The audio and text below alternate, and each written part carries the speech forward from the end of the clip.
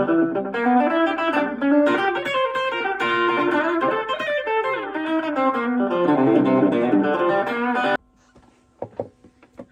YouTubers, coming to you a little more casual today. I've done away with all the production. We've just put the iPhone on the counter, and I was just getting stuff done around the studio.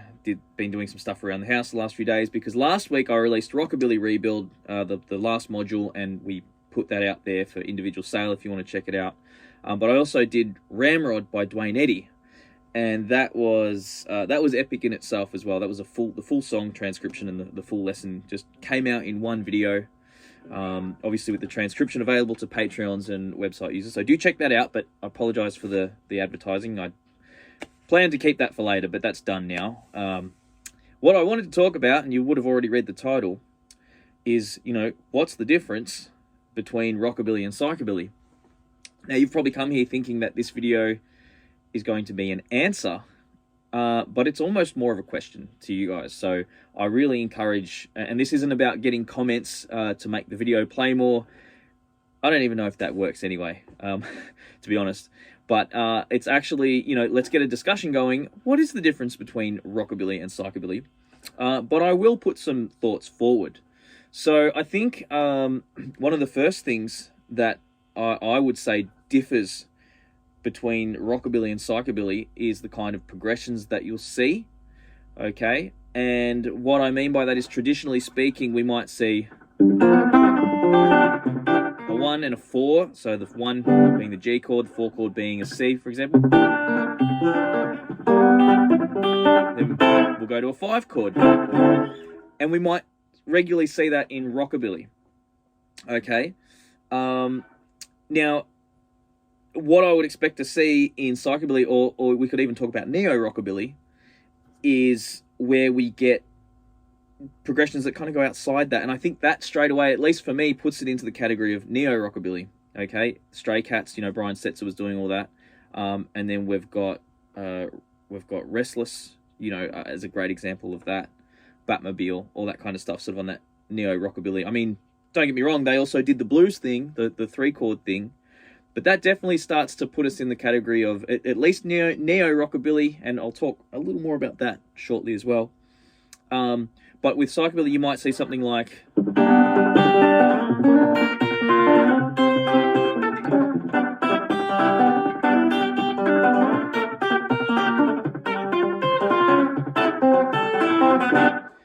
maybe not in such a traditional sounding style. You might see, if you think like Necromantics, for example.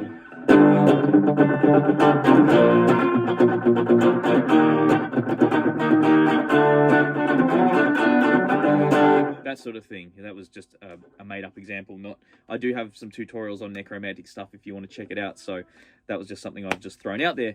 But you see that we're using different chords. We're sort of in minor territory.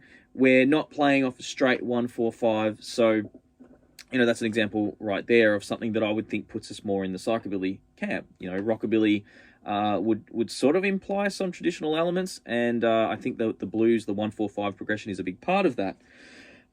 The other thing, though, the thing that happens is you could take that 1, 4, 5, and this takes me to, I guess, my next point, and it's kind of like delivery, speed, aggression, all that kind of thing. If we took that first progression I played and we did it fast and maybe with a bit more overdrive, let's put a bit more overdrive on and see what happens. How do I do that with this one? This could be really gnarly.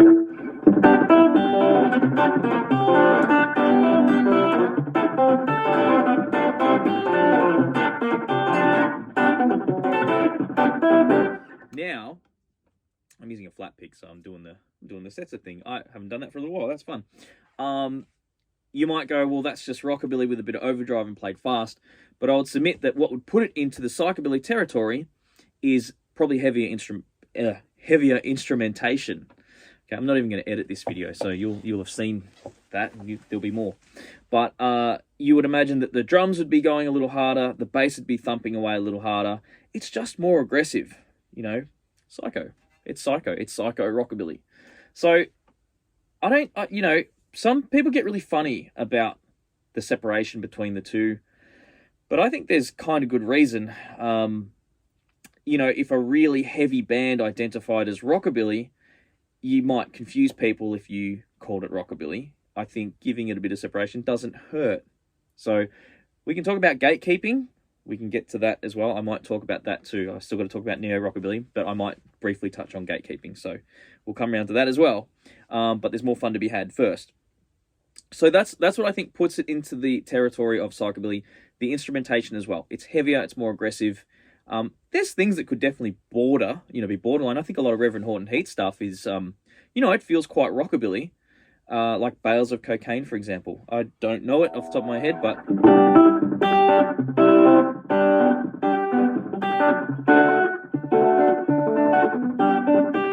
something like that. I think it's actually got a 2/5 change in there. Anyway, getting into jazz language there, but a lot of his songs will start like that, but they'll kick into this heavier gear, and that's where it's really hard for me to still want to call that rockabilly. And again, it's not a problem. You call it whatever you like. You enjoy it or you don't. I think that's kind of the main thing. So that's my thoughts on the main difference between rockabilly and psychobilly. I think I think the double bass to me is a really big feature of psychobilly, because it kind of loses that rockabilly feel when you use an electric bass. And I could get in really big trouble here, and I don't really care. But it's funny that the meteors are sort of touted as like, pure psychobilly, which I always thought was a little bit of a laugh. Like I didn't realize, or I didn't think that Paul Fennick was super serious about that. I don't know if the fans kind of maybe took that a bit more literally, because I'm sure that guy likes heaps of music. He's just got a shtick. I don't know, but I find it quite funny that a lot of those albums have electric bass on them, or for a time they did, and it, to me, loses a little bit of that rockabilly feel. Now, I'm not gatekeeping or putting a separation in there. It's just a little fact that I feel about that kind of music, and you're completely entitled to disagree. You're more than welcome to. So that's another little element for me. I really like hearing a double bass in psychobilly, if it's psychobilly. It can be done in rockabilly, of course, but I almost feel you're going to have the guy going like, it's still really going to have that feel. So you could argue the same for psychobilly. I could be completely wrong. It kind of doesn't really even matter, But that just brings me now to the neo-rockabilly thing. I think what delineates, is that the word, psychobilly from neo-rockabilly is that I think a lot of the features of rockabilly are still there, but the progressions tend to be a little different. Maybe it swings a little harder, or it's sped up a little bit. I'm thinking of Restless now. So, for example, I'll just calm that overdrive down. You might still have that nice clean, and then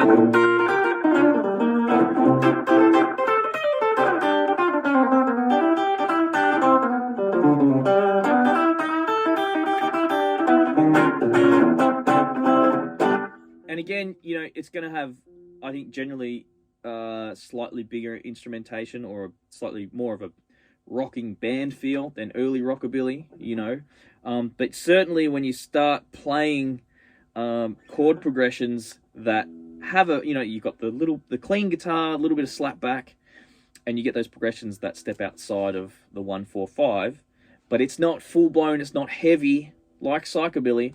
That's kind of the neo-rockabilly thing. It's really just the sort of rockabilly that came after the traditional rockabilly. It's kind of the natural evolution, and then psychobilly is kind of like the mutation of that, and all awesome, all really cool stuff. I'm just wondering now how much trouble I got into for saying anything about the meteors, but anyway, we'll keep battling on. So the next thing that I wanted to cover was the gatekeeper thing, funnily enough. So the gatekeeper thing is really interesting. The reason for gatekeeping is this, I believe. People really, really identify with certain styles of music. So you get, people that will be like, well, I'm psychobilly, And what I kind of feel about that is, it's like, we're all just doing our thing. We're all figuring it out. But once you identify with some music and you say, well, that music has to come with all these other attachments, like hairstyles and tattoos and all that. I think what happens there is, you know, that music I am that music. That music is me. I've identified with it. Now, if you, for example, start a band and you call it Rockabilly, and it's not, and you're playing something that I don't believe is Rockabilly, but I identify with it, you're sort of threatening my identity with it, and that's my thing. So the whole gatekeeping thing is kind of like, really, people are protecting themselves in a kind of strange way, because they've really made it part of who they are. I hope this is making sense. I kind of understand that to some degree, and I've even had an experience where someone from a band was showing me their music, and their music was absolutely not psychobilly, and they did one song on their EP, and I won't say the name of it. I don't want to mention the band or anything. And the dude was awesome, lovely guy, and they're a fantastic band. But there was a song, and the name was very suggestive of psychobilly. It was really kind of saying, you know, it was really pinpointing the niche, but it was just out of nowhere on the album. And it just did not, to me, it did not really characterize that style well. It sounded like one person in the band might have been really into it, and the rest of the band were coming along for the ride. And I don't know why, but I felt the need to say to that person, I don't dig it. I'm sorry, it's just not, that's not psychobilly. Which was interesting, because I normally wouldn't do that. I'd normally be super diplomatic and just say, hey, that's really cool. But I just felt like I needed to be honest, because I didn't think it was going to wash well with any particular scene anyway. It wasn't in what the band was traditionally doing, and it wasn't going to impress people that really liked that style. But I think there was a small element of favor to it. It wasn't all about how I felt. It was like, I don't know if this is going to work for you guys to really push that out there. So, but was I being a gatekeeper? Maybe I was, to a degree. Do I identify with psychobilly? Not hugely. No, I love the genre. I love the rockabilly genre, but I'm me. You know, today I felt like dressing, I don't know what you call this, get up. You know, you can actually get it on Amazon. No, I'm kidding. But I am who I am when I wake up. And so, yeah, I don't feel like I need to dress the same every day, look the same for every video, or cultivate a particular image. Sometimes I like to have a clean-shaven beard. I don't have a choice with my hair anymore. But sometimes, I said clean-shaven beard. Sometimes I like to be clean-shaven. Sometimes I like to grow my beard. Just depends on how I feel. So that's about it. You know, I've touched on a few interesting things here. It's been a while since I've done just a chat. In fact, I don't think I ever do them.